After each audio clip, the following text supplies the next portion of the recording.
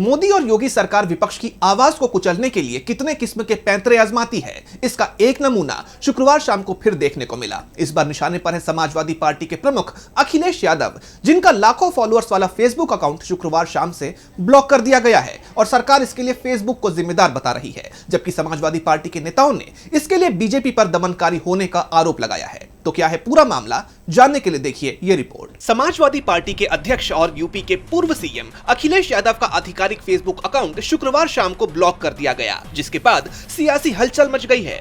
सपा ने आरोप लगाया कि ये केंद्र और राज्य की भाजपा सरकार की साजिश है, जबकि सरकारी सूत्रों ने साफ किया कि यह कार्रवाई फेसबुक की तरफ से की गई है, इसका सरकार से कोई लेना देना नहीं है। बता दें कि अखिलेश यादव का फेसबुक पेज, जिसके 80 लाख से ज्यादा फॉलोअर्स हैं, शुक्रवार शाम करीब 6 बजे के आसपास ब्लॉक कर दिया गया। इस ब्लॉक को फेसबुक की रूटीन कार्रवाई बताते हुए कहा गया कि फेसबुक ने यह कदम एक हिंसक और अश्लील पोस्ट को लेकर उठाया है।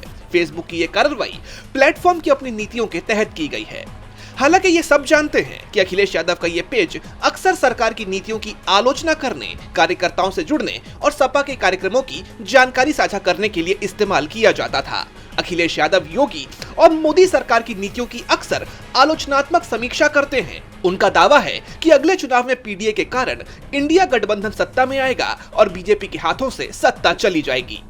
2 दिन पहले यानी गुरुवार को जब बसपा सुप्रीमो मायावती ने लखनऊ में महारैली की थी, तब भी उन्होंने समाजवादी पार्टी पर निशाना साधा था और बीजेपी की तारीफ की थी, जिसे बीजेपी की ही एक चाल माना गया था। और अब इस ब्लॉक के बाद जाहिर हो रहा है कि अखिलेश से बीजेपी को कितना डर लगता है। बता दें कि फेसबुक पेज ब्लॉक की घटना के बाद सपा नेताओं ने कड़ी प्रतिक्रिया दी है। पार्टी प्रवक्ता फखरुल हसन चांद ने लिखा कि देश की तीसरी सबसे बड़ी पार्टी के राष्ट्रीय अध्यक्ष अखिलेश यादव का फेसबुक अकाउंट सस्पेंड करना लोकतंत्र पर हमला है।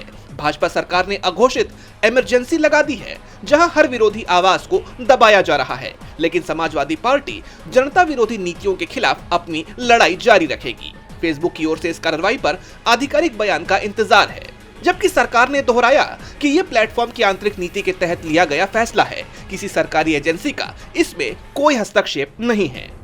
वहीं समाजवादी पार्टी के प्रवक्ता पवन पांडे ने भी अखिलेश यादव के सोशल मीडिया अकाउंट को निलंबित करने पर फेसबुक के खिलाफ ट्वीट किया और लिखा कि यह बिना किसी सूचना या सूचना के किया गया, यह कोई साधारण अकाउंट नहीं है। यह अखिलेश यादव भारतीय लोकतंत्र और लाखों लोगों की आवाज को दबाने का एक दुर्भावनापूर्ण प्रयास है।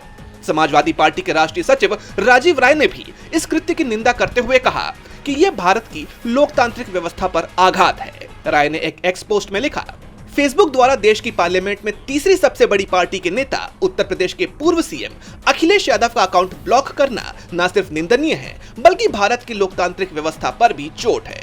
अगर ये देश की सत्ता पक्ष के इशारे पर हुआ है तो ये कायरता की निशानी है। समाजवादियों की आवाज दबाने की कोशिश करना भूल है। राय ने कहा कि अगर ये सत्ताधारी पार्टी के इशारे पर किया गया है तो फिर ये कायरता की निशानी है। समाजवादियों की आवाज दबाने की कोशिश एक भूल है। डीबी लाइव की रिपोर्ट।